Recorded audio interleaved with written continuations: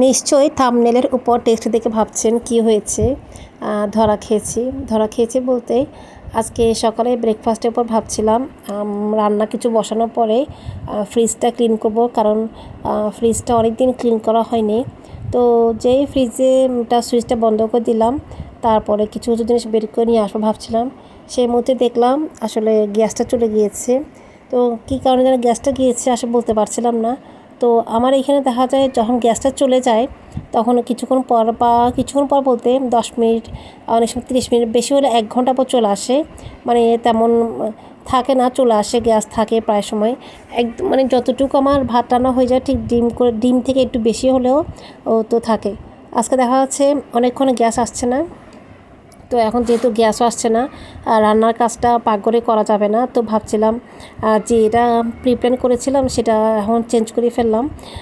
ভাবলাম তাহলে রাইস কুকারে আজকে রান্নাটা করে নিই, আর পাকঘরটা ক্লিন করে নিব, যেহেতু পাকঘরও ক্লিন করতে হবে। যদিও আমি প্রায় সময় বলতে প্রায় প্রতিদিনই রান্নার পর পাকঘর চুলা বা টাইলসগুলো মুছে ফেলি, কারণ টাইলসগুলোতে রান্নার পর অনেকটা ছিটা পড়ে, মুছে না ফেললে দেখতে ভালো লাগে না। তো এই জন্য মোটামুটি আমার এত বেশি কষ্ট করতে হবে না, ক্লিন করে ফেললে হয়ে যাবে।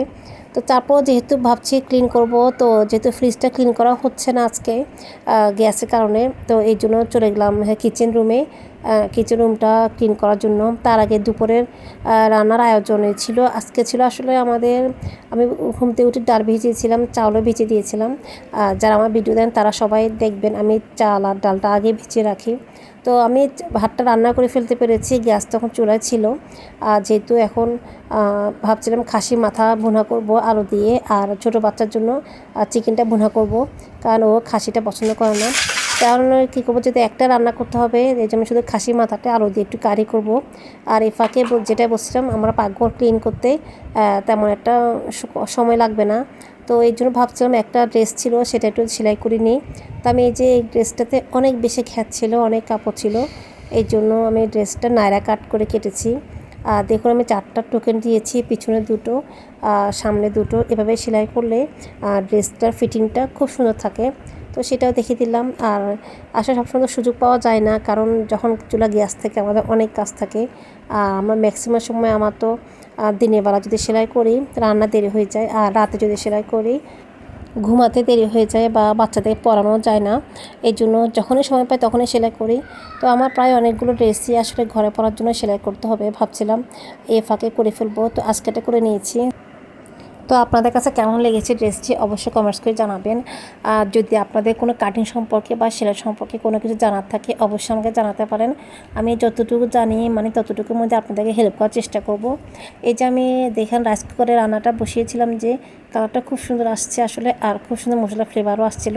যেহেতু আমার কিচেন রুমে তেমনটা জায়গা নাই মানে এসব রান্নাবান্না করার জন্য, বা আমার কিচেন রুমটা অনেকটা ছোট, যদি কখনো সম্ভব হয় অবশ্যই দেখাবো।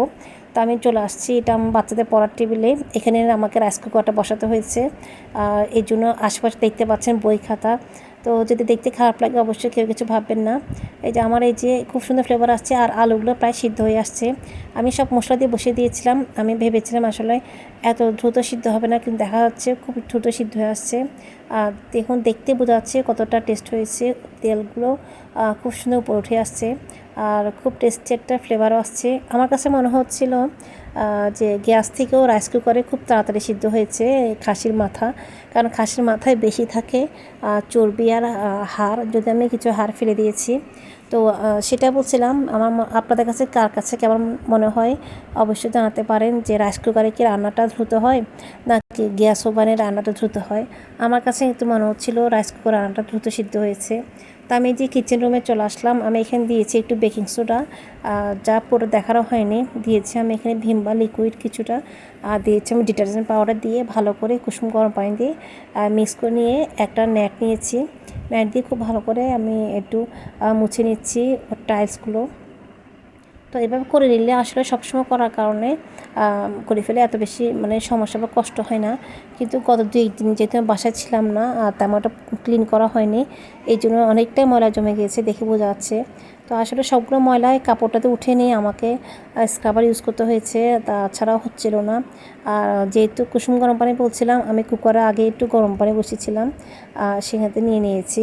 নিয়ে এখন একটু মুছে দিচ্ছি। দেখতে আশা বুঝতে পারছেন সবাই যে অনেকটা পরিশ্রম করতে না হলেও মোটামুটি সুন্দর হয়েছে, পরিষ্কার হয়েছে।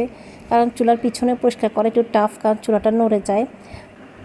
তো যারা যারা দেখতে দেখতে আমার সাথে এতক্ষণ চলে আসছেন তারা ভালো লাগলে সাবস্ক্রাইব করবেন আর অল বেল আইকনে ক্লিক করে দিবেন, তাহলে আমি কোনো ভিডিও দিলে অবশ্যই আপনার কাছে চলে যাবে। তো আমার রেসিপিটা আপনারা ঈদুল আজহার সামনে আছে, ওখানে এবার ট্রাই করতে পারেন, অনেক বেশি ভালো লাগবে। কারণ আমি দেখেছি খাসির মাথা থেকে আলাদা একটা ফ্লেভার আসে, যেটা রাইস কুকারে রান্না করার কারণে সে ফ্লেভারটা ছিল না। আর যখন আমরা চুলা রান্না করে গ্যাস ওভেনে তখন কিন্তু ওই ফ্লেভারটা পাওয়া যায়। তখন আমাদের কিছু স্পেশাল মশলা ইউজ করতে হয়, যেটা আমার আজকে করতে হয়নি। তো আমি এখানে শুধুমাত্র পেঁয়াজটা বেশি করে দিয়েছি আর আদাটা বেশি দিয়েছি, আর সব নর্মাল আমরা যেসব মশলা ইউজ করি ঠিক সবই দিয়েছি। তাতে খুব সুন্দর কালার আসছে আর খুব সুন্দর টেস্টও হয়েছে আর খুব সুন্দর সিদ্ধ হয়েছে। নিশ্চয়ই কেউ আপনারা সবাই দেখে বুঝতে পারছেন কতটা ভালো হয়েছে। তো আজকে আমার ব্লগটা আপনার সবার কাছে কেমন লেগেছে অবশ্যই কমেন্টস করে জানাবেন। আর সবাই কেমন আছেন, কে কী করে আছেন সেটাও জানাতে পারেন। কারণ আমার তো একজন একজন পাশে থাকলে সবাই একসাথে এগিয়ে যাব। আর তাছাড়া আমার কুশল বিনিময় করতে বা জানতে খুব বেশি ভালো লাগে। আর আজকের মতো এখানে বিদায় নিচ্ছি, সবাই সবার জন্য দোয়া করবেন। আল্লাহ হাফেজ।